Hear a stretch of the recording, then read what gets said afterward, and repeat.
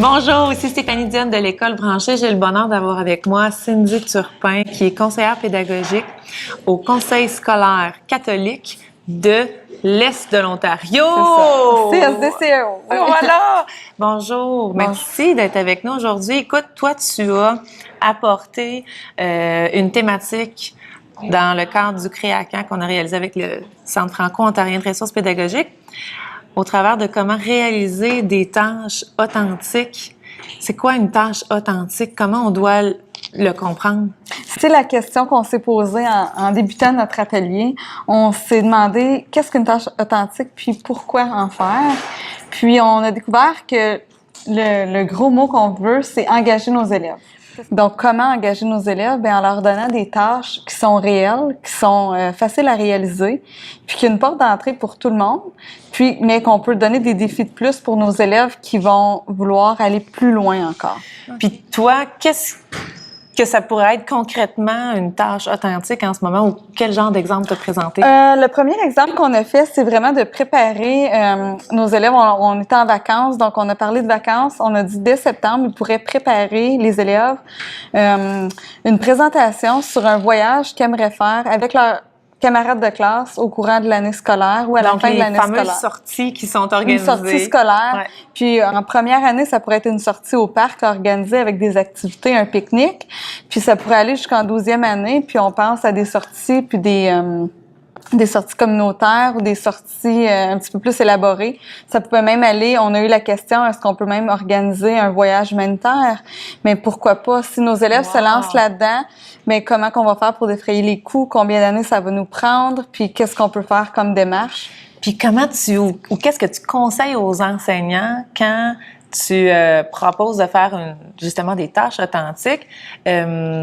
Est-ce qu'ils doivent tout repenser leur planification? Doivent en mettre une à leur programme? Comment tu leur proposes de faire leur premier pas, finalement, au travers de ce Bien, je pense qu'il faut être projet-là? ouvert d'esprit, puis dès qu'il y a une question qui se pose ou qu'il y a un problème qui se pose, bien, de laisser la voix aux élèves, puis de leur laisser résoudre. Comme au lieu de tout décider en tant qu'enseignant, comme par exemple même le voyage de fin d'année, leur demander qu'est-ce qui vous tenterait cette année de faire. Puis dès que tu as la voix des élèves, bien là, ça va nous donner des démarches. C'est certain que après qu'ils ont parti dans une tangente, ça demande de la planification. On peut pas planifier tout l'été pour notre année scolaire. C'est certain qu'à chaque moment, il faut s'arrêter, replanifier, repenser nos questions, puis rediriger nos élèves aux besoins. Ça peut être de la matière, puis on peut donner une tâche d'extra aux élèves.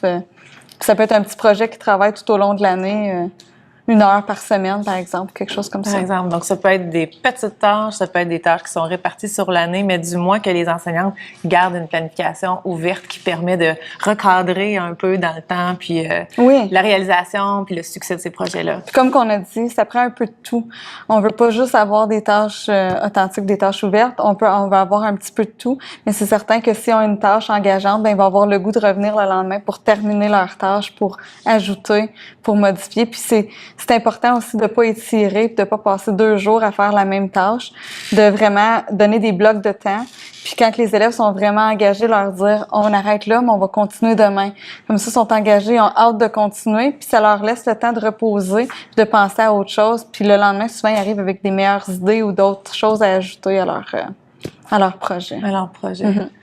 Merci beaucoup, Cindy, pour ce partage-là. Pour terminer, tu as passé toute une journée avec les enseignantes à parler des tâches authentiques. C'est quoi ton coup de cœur au terme de la journée dans ta perspective de facilitatrice? Ben, je me suis nourrie énormément. Je pense que c'est moi qui est plus gagnante qu'eux autres aujourd'hui parce que je repars avec une grosse banque d'idées. On s'est partagé beaucoup d'idées. Puis j'ai hâte de les partager à les enseignants parce que j'ai pas d'élèves pour les essayer, mais ça donne vraiment le goût de retourner en salle de classe. Puis je pense que c'est ça la beauté de faire des activités comme ça, puis d'avoir des discussions avec des enseignants engagés.